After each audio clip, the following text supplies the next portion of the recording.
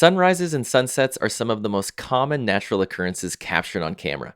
And for good reason. They're incredibly beautiful and they're usually pretty easy to photograph. One thing that can be tough with sunrises and sunsets, however, is editing them. Oftentimes, you're dealing with bright light, backlit subjects, and intense colors, all of which can be difficult to adjust. That's where ON1 Photo RAW comes in. Photo RAW makes it incredibly easy to modify and style your dawn and dusk photographs. Let's quickly jump into Photo RAW and I'll show you 3 tips for creating stunning sunrises and sunsets. So the first tip when it comes to creating stunning sunrises and sunsets deals with your exposure. When we're modifying sunrises and sunsets, we oftentimes have a much different exposure in our background than we do in our foreground. And that can be difficult to modify and adjust, especially in this Develop tab, because when you're modifying these tones and colors in the Develop tab, it's going to adjust the entire photograph. So if I pull up on my exposure to reveal some of the tones and colors in my foreground, I'm essentially blowing out my sky background. When you're dealing with a situation like this, which is quite often in sunrises and sunsets, I would recommend using your local adjustments. They're really great for applying adjustments into specific areas, and they allow you to modify your background and your foreground separately really easily.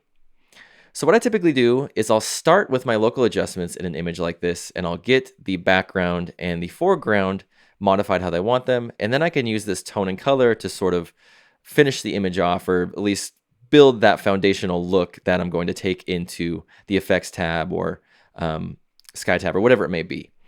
So what I'm going to do here is I'm going to use the local adjustments tab. And this local adjustment here, I'm going to double click to rename it, and I'll rename this one Sky. We're going to be using this one to modify the sky. And I'm going to leave it at that default -1 exposure. It's this darken preset here by default. And we just want to apply this to the sky. We don't want to apply this to the foreground. We only wanted to apply it to the sky area. And an easy way to do that is by grabbing your adjustable gradient tool. So I'll hold down Shift and I'll hit K on my keyboard. That will grab me my adjustable gradient.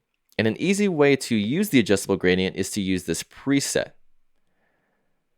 Now remember, in masking, white reveals and black conceals. So we can see what areas of the image the local adjustment is going to be revealed onto with the white and the black thumbnails here.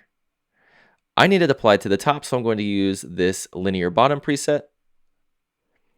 And I'll just drop this down, and you can see that that local adjustment now is strictly applied to the sky. Now, one thing I want to do here first is just feather this a bit. I'm going to use this perforated edge here to feather that a little bit, and that's just going to blend this in a little bit more with my foreground. And I think everything's looking pretty good with that -1 exposure. Let's just add in maybe a little bit of contrast and a boost of midtones. We don't want to completely take the life away from this sky area, because if we turn this off, it does have quite a bit of brightness to it. So we just want to give it a little bit more of that detail and give it a bit more of that vivid color that we were sort of seeing when we were there in person. And that looks pretty good. Now what we can do is we can alleviate a little bit of this adjustment from these darker tones. I typically use this method when I'm modifying with gradients, because the gradients will spill over into your foreground and background and vice versa. So let's go into the gear icon. This will open up the blending options for this sky local adjustment. We're going to pull the shadow tone up, and that will alleviate some of that adjustment from those shadowed trees. You can see it's subtle, but by pulling it up, it's just helping alleviate some of those tones from sort of spilling onto those trees. Turn this off and on. It's looking pretty good. Now let's add another adjustment. We'll double click to rename this one, and we'll rename this one foreground. So we have our sky, and then we have our foreground. Now with this, you could use another local adjustment and you could drop it down. But what we can do in Photo RAW that makes this masking process really easy is we can copy and paste masks. So let's just go back into that sky local adjustment. I'll go into the masking options. I'll choose copy. That's going to copy this mask that I just created. I'll go into the foreground mask and I'll paste that mask. Now I'm obviously copying that exact mask, so I need to invert this, and that will apply it to the foreground area. So now let's head into this local adjustment. I'll hide the masking options. And we probably don't need to lower the exposure in our foreground.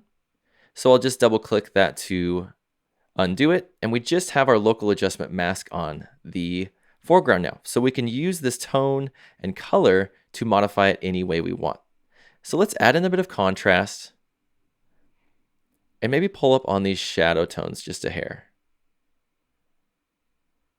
Just to reveal some of these people in the foreground and some of the textures in those trees. I think that looks really nice like that. And it's not modifying the sky at all. So we've just modified the foreground now.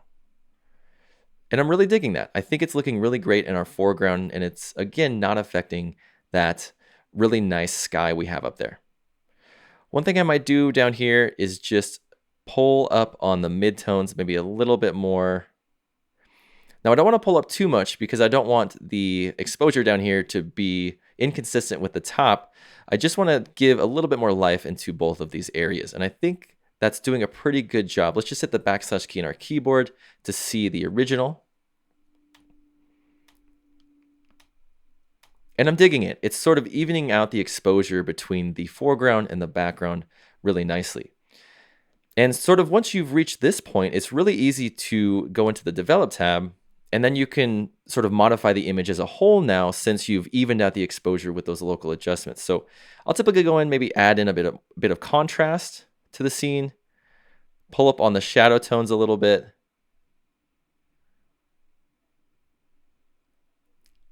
And maybe a little bit of mid-tone boost, probably not. I think it's looking pretty good so far. I don't want to, pull up on too many tones and remove that nice detail that we created. But if we hit the backslash key on our keyboard, it's looking nice. Let's maybe just pull back a little bit on those shadow tones.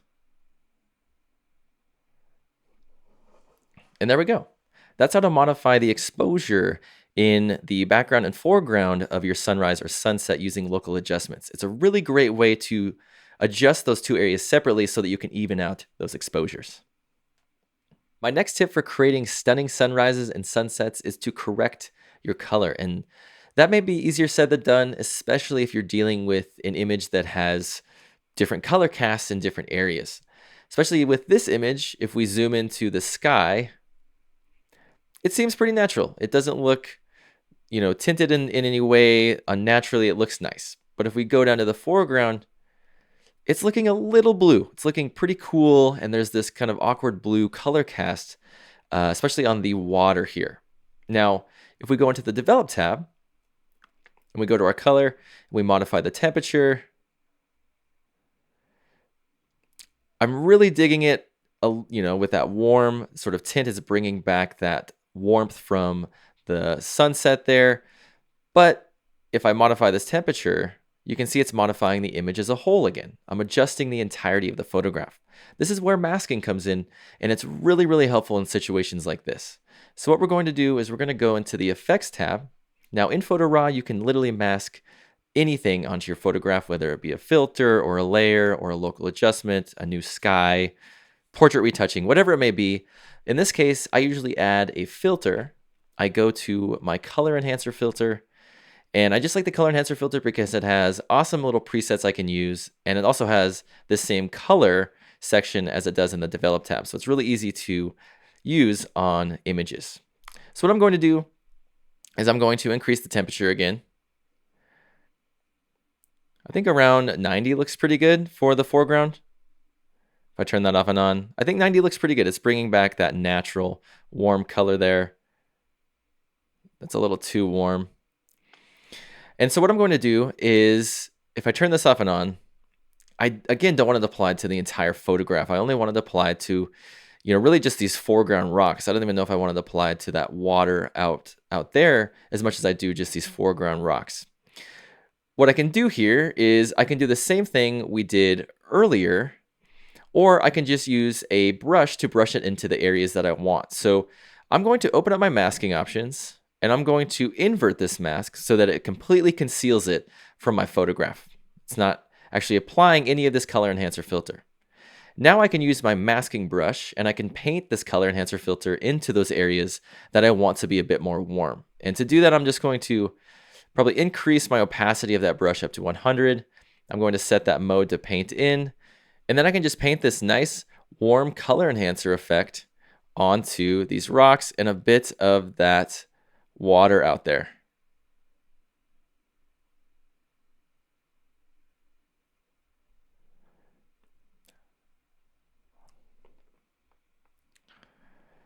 And that's looking already way better. So if I turn this off and on, we're not modifying the sky, we're only modifying that foreground there. And if we wanted to, we could modify the sky a little bit by just, again, copying that mask that we just created. We'll add another color enhancer filter. I'll paste that mask again. Remember, invert it. And now we can adjust the sky a little bit. So if we want to warm that up just a hair, we can do that. Or if we wanted to add in a little bit more saturation up there, we could do that as well. And that's looking really great so far. And we've modified that background and foreground area independently. And we've corrected the color in specific areas really easily. So if we hit the backslash key on our keyboard, it's looking much better. And we can, of course, go back into these color enhancer filters and we can fine tune by readjusting the color temperature or modifying the tint, saturation, vibrance, you name it. My last tip for creating stunning sunrises and sunsets has to deal with images where we have subjects in our foreground. Whenever we're dealing with bright light in our background and we have subjects in the foreground, oftentimes they're going to be silhouetted and they're going to lack a lot of that tone and that color that the rest of the image has. And it can be a bit difficult to target those darker areas in the photograph, especially if you're trying to bring out some of that tone or that color. So let's use this photograph as an example, and we can go in and I'll show you how to use a luminosity mask to quickly target these darker areas in your photograph so that you can adjust the subjects and the rest of the photograph independently. So for this particular photograph, I'm just going to use AI Auto and I'm going to warm the image up just a little bit. I'm not really worried too much about the Develop tab for right now. I just wanted to bring out some of the basic tone and color. Just so that we can see these details applied. So don't worry about the look of the Develop tab. We're really just going to focus in on applying the filters or adjustments to these specific areas in our photo. So let's go into the Effects tab. I'll add a filter, and I'm going to add Dynamic Contrast. And this Dynamic Contrast is going to bring out some of these darker tones, and it's going to add detail and texture into our subjects. So let's use Surreal here. And the Surreal preset may be a bit too intense for some. I know it's really strong, but I wanted it to showcase where this effect is being applied, and Surreal does a really great job about that. You can always, of course, tone this down with the opacity slider, or you can use a different preset altogether. But for this, I'm just going to use the Surreal preset. If I turn this off and on, it's very intense, and it's modifying the entirety of the photograph, and I don't really like that. I just wanted to apply it to our subjects. So an easy way to do that is to go into the masking options for the dynamic contrast filter and we'll choose Lumen. So if we view this mask, by default, it's going to target the brighter areas in our scene.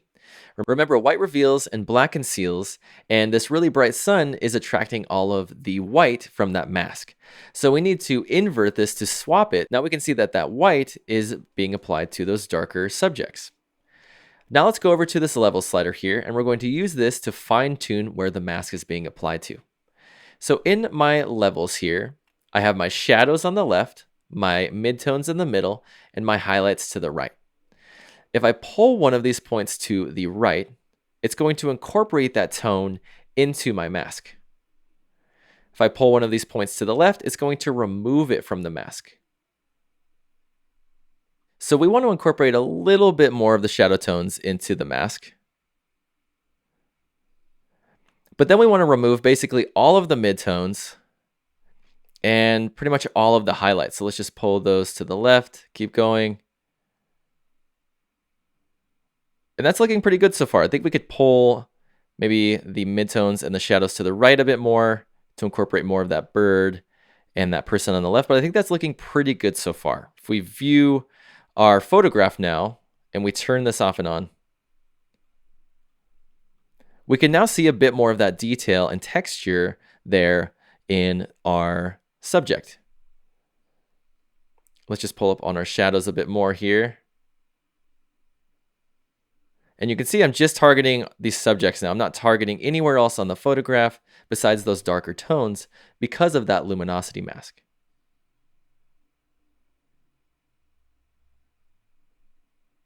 Maybe add in a little bit more of that tonal contrast with the blacks, but I think that's looking pretty good if I turn that off and on, we can see a lot more of that detail and texture in our subjects. And now we can use this mask we created. We can copy it. We can add another filter if we want to deal with everything around our subjects. We'll add the glow filter. Let's just use a darker preset. We'll go into the masking options. I'll paste that mask and let's invert it. And let's remove that haloing from the bottom so that we don't have any haloing around our subjects. And now if we turn this off and on, it's strictly applied to everywhere around those darker subjects in our foreground, and it's not modifying them at all.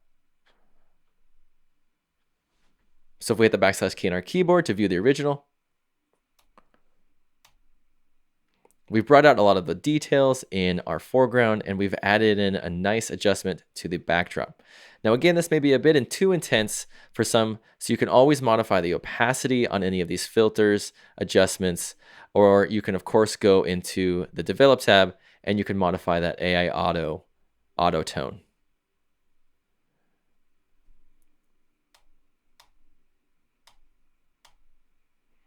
So those are my 3 tips for creating stunning sunrises and sunsets. It's all about adjusting locally and into specific areas, especially because you're dealing with such variations of different light, different subjects, and oftentimes you're dealing with a much brighter background than you are a foreground. Thanks so much for watching. I'll see you in the next lesson.